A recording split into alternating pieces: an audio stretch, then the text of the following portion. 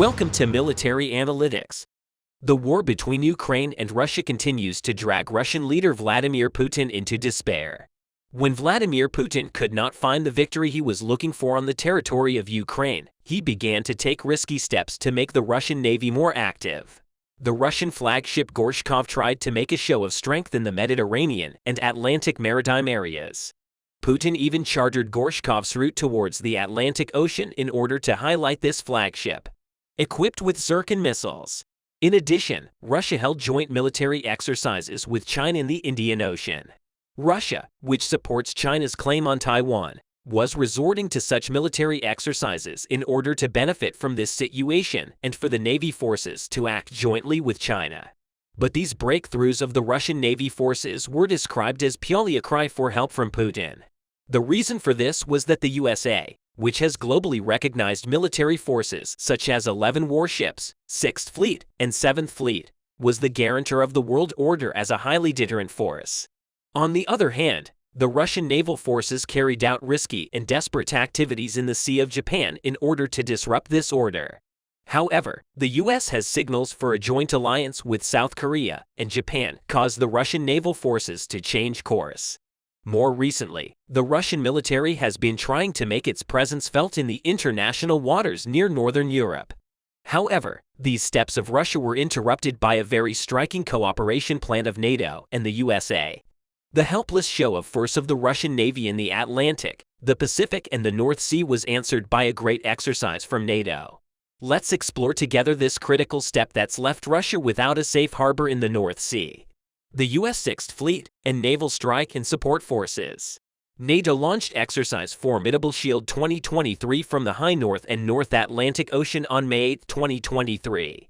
This critical exercise, which even Russia watched closely, had a great impact on the world agenda. So why was Russian leader Vladimir Putin so concerned about the Formidable Shield military exercise? Here are the answers that caused these feelings of fear and anxiety. Formidable Shield will demonstrate Allied interoperability in a live-fire joint and unified integrated air and missile defense environment using NATO command and control structures. Formidable Shield occurs biennially, which occurs in odd-numbered years. This year's US and NATO missile exercise Formidable Shield will take place between May 8th and 26th. It also includes 13 NATO allies and partner countries, more than 20 ships and 35 aircraft, 8 ground units with radars. The National Advanced Surface-to-Air Missile System and High Mobility HIMARS long-range missile systems for high mobility will be one of the favorites of this exercise. In addition, approximately 4,000 personnel from across the alliance are involved in the Formidable Shield 2023 exercise. This large military team will include personnel and units from the U.S. Air Force and U.S. Marine Corps, European forces in Europe, and many national commands. Joint NATO personnel commanders from North America and Europe will also participate in this exercise, including Strike for NATO Maritime Command, Air Command, and Joint Force during the Formidable Shield. Allied and joint forces will conduct a series of live shooting activities against subsonic, supersonic, and ballistic targets. Alongside these events, this military exercise by NATO and the United States will bring together large numbers of Allied ships, ground forces, and aviation assets operating on the battlefields to achieve impact and effectively achieve set objectives. Among them will be the U.S. Arleigh-Burke-class destroyers such as the USS Porter and the USS Oscar Austin. In addition, during the exercise, a multinational commander task group, IAND, will be boarded on the Spanish Alvaro de Bazan-class frigate ESPs Blas de Lezo, which will serve as the flagship of the exercise. Blas de Lezo and other surface ships will make port visits in the United Kingdom and Norway before the start of the exercise next week to take the commander's guidance and make final preparations for the various activities.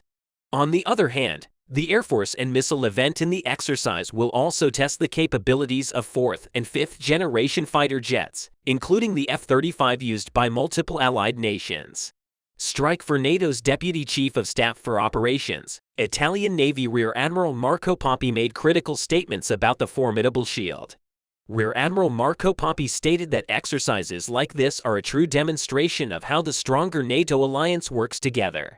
Actually, Mr. Papi was quite right about this, because these important steps of cooperation showed that the military partnerships of the NATO alliance were as solid and relevant as ever.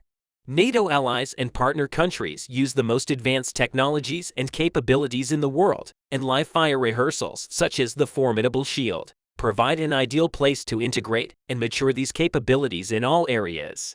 In fact, the first iterations of the Formidable Shield focused on naval ballistic missile defense. Looking back on today, both the United States and NATO are integrating joint capabilities and covering all areas from the ocean floor to low Earth orbit to provide the deterrence and defense of the Euro-Atlantic. Therefore, Formidable Shield is not just a drill. It is the alliance's seamless demonstration of reliable collective deterrence and defense in all areas. The deterrent nature of this military exercise was actually clearly evident from the change of course in the Russian Navy, especially these days following the start of the Formidable Shield military exercise. The Russian intelligence gathering ship, Yuri Ivanov, was seen leaving the Mediterranean through the Strait of Gibraltar.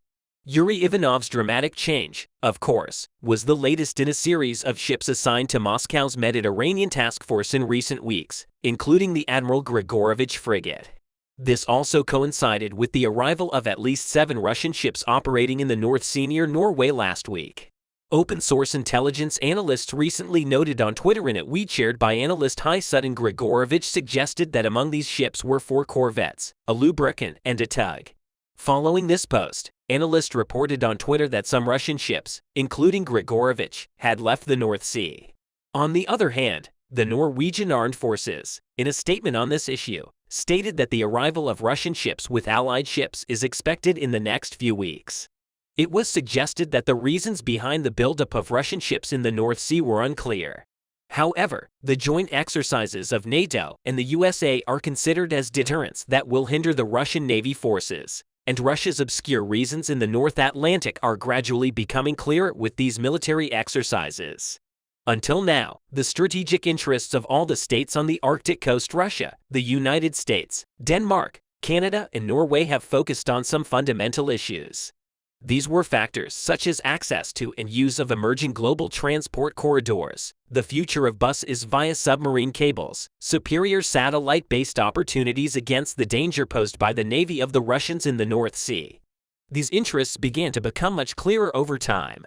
In addition to both military and scientific purposes, the military dimensions of these interests were now emerging for access and potentially control of the Arctic resources, both living and non-living. But Russia's expectations in these areas were very different.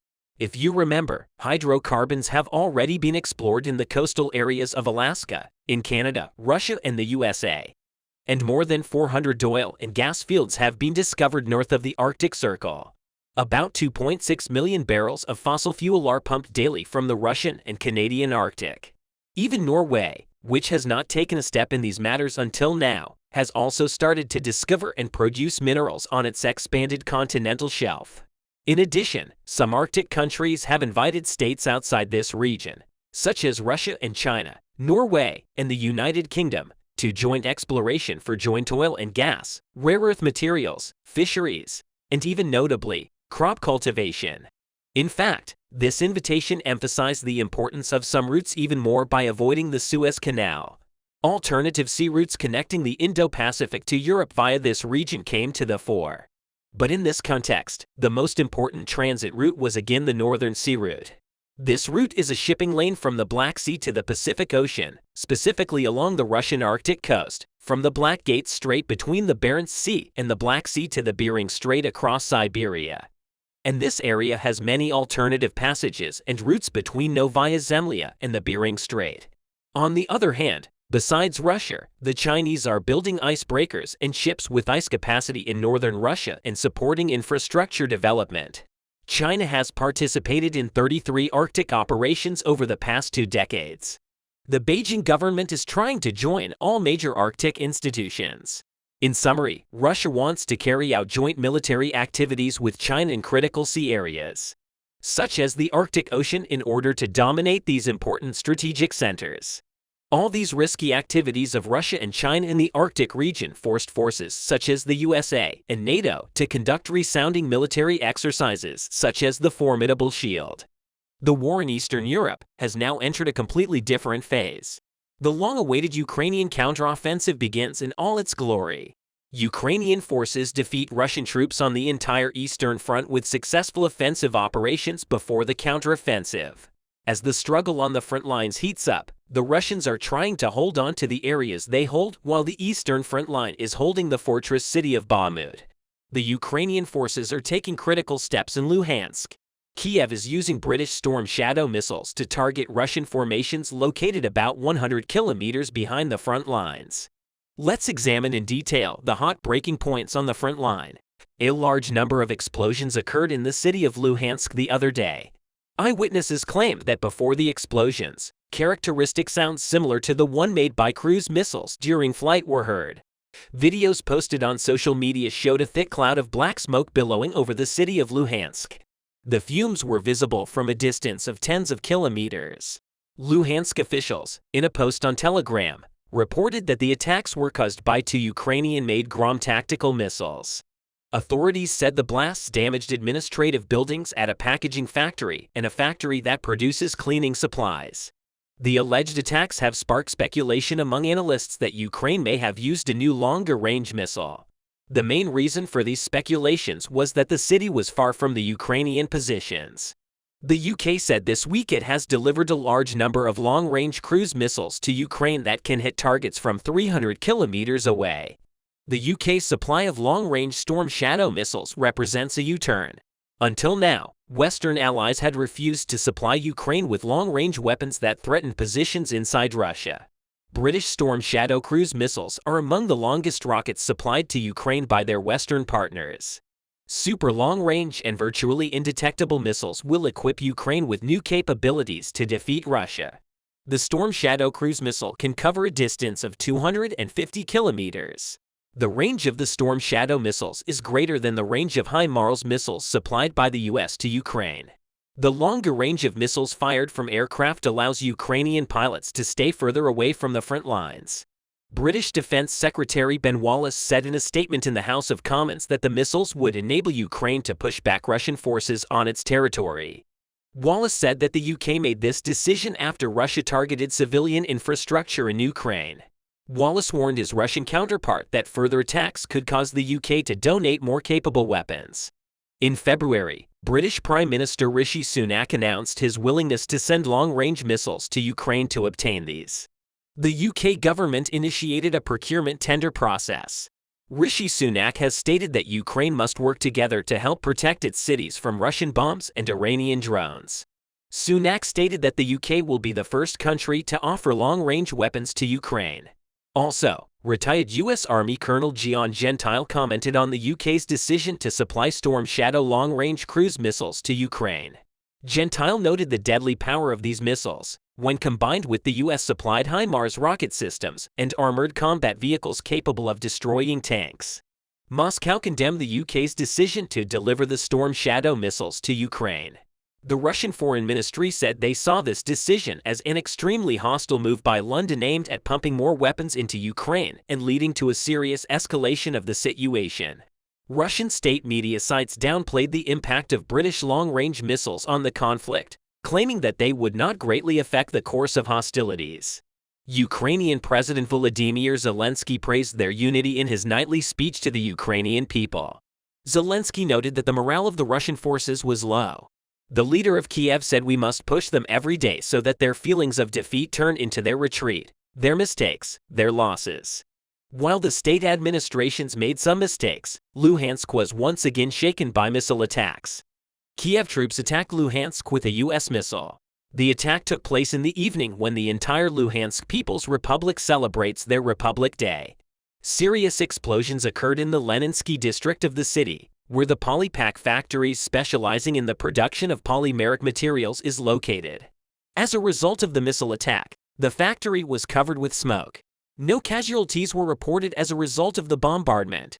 Leonid Posechnik, acting head of the LPR, reacted by describing the rocket attack as an attempt by Kiev to intimidate the civilian population.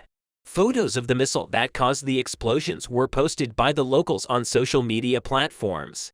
An American ADM-160B decoy rocket was used in the attack. as evidenced by photographs of the wreckage of this rocket released by local residents. The ADM-160B decoy missile is designed to create decoys that will distract air defense systems.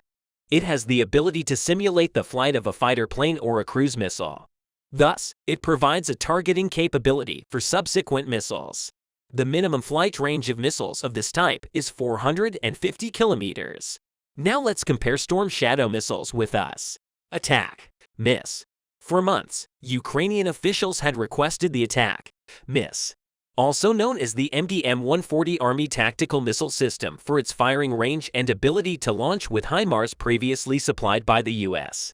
A former senior U.S. military official stated that the Storm Shadow cruise missiles supplied to Ukraine by the UK allow greater offensive capability than U.S.-made surface-to-surface Army tactical missile systems.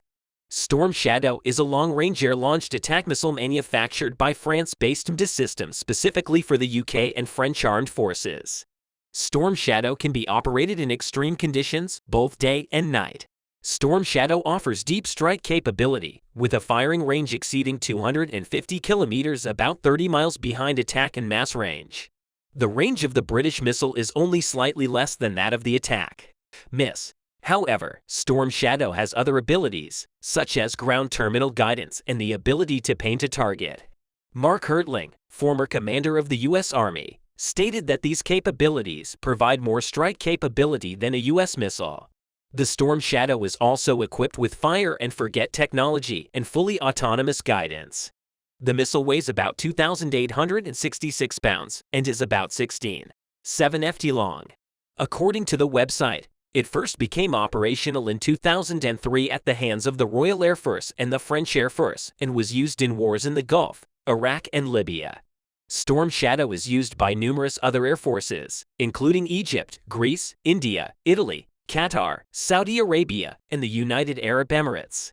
In another development, the Battle of Bakhmut, once the salt mining town, has been raging for 8 months. Reports of Ukraine advancing north and south of the city indicate that Kiev was advancing in a coordinated manner to encircle the Russian forces at Bakhmut. Zelensky stated that he met with senior military commanders the other day.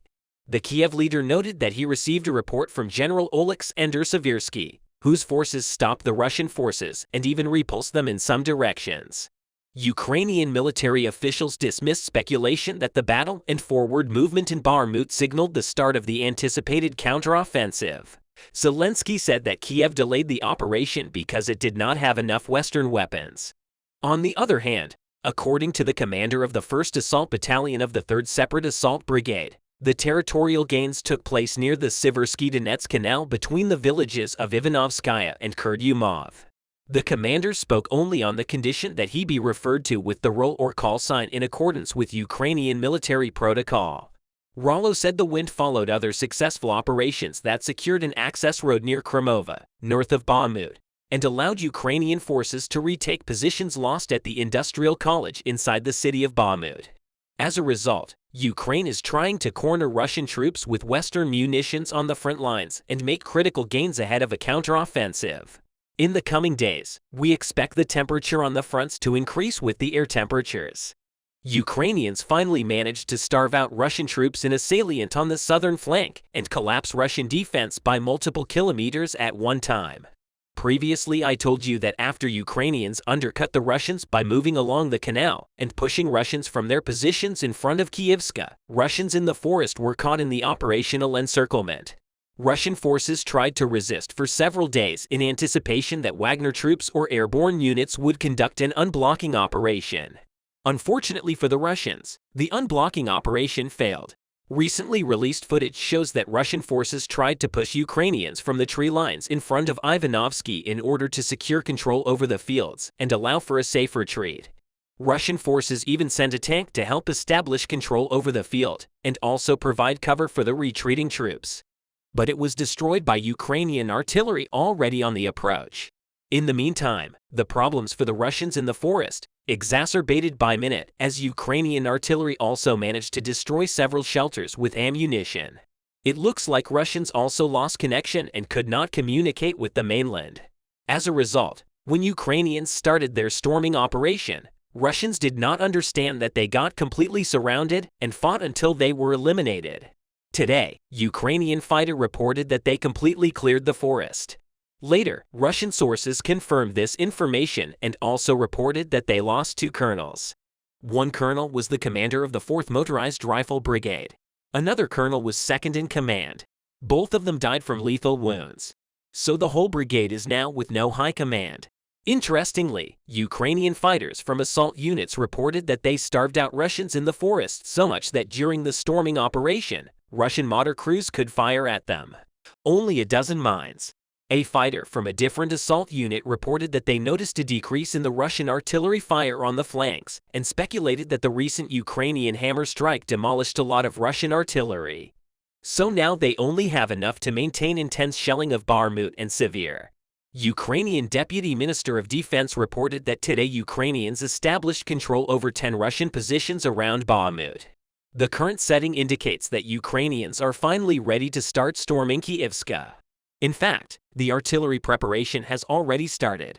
Recently released footage shows how Ukrainian drone operator noted how 3 trucks delivered reinforcements to Kievska, which were destroyed by Ukrainian artillery, together with the small ammunition depot. Another footage shows how the drone operator spotted the second reinforcement at night, which Ukrainian artillery started shelling the moment the troops jumped from the truck. The head of the Wagner Group, Prigozhin, recently published a video where he explained why the Russian Ministry of Defense is lying about the stability of the situation. He said that the Ministry of Defense is focusing on the settlements instead of tactical positions, and in most cases in Ukraine, settlements are located in the lowlands and mean virtually nothing. So while the Russian Ministry of Defense reports that Ukrainians failed to take Berska, for example, Ukrainians are successfully moving along the tactical heights. The same thing is happening right now on the southern flank. Ukrainians are moving along the ridge that goes from Shipyard to Kozhumayka. They have already established control over the forest and hills around the forest and east of the canal and are ready to storm 2 fortifications that are protecting Kievska. If this attack is successful, Ukrainians will control a huge platform that will allow them to attack downhill and cut Bakhmut from the south. They will likely open a supporting line of attack towards Koryukivka to fix Russian troops while moving towards Zaitsev and Wesela.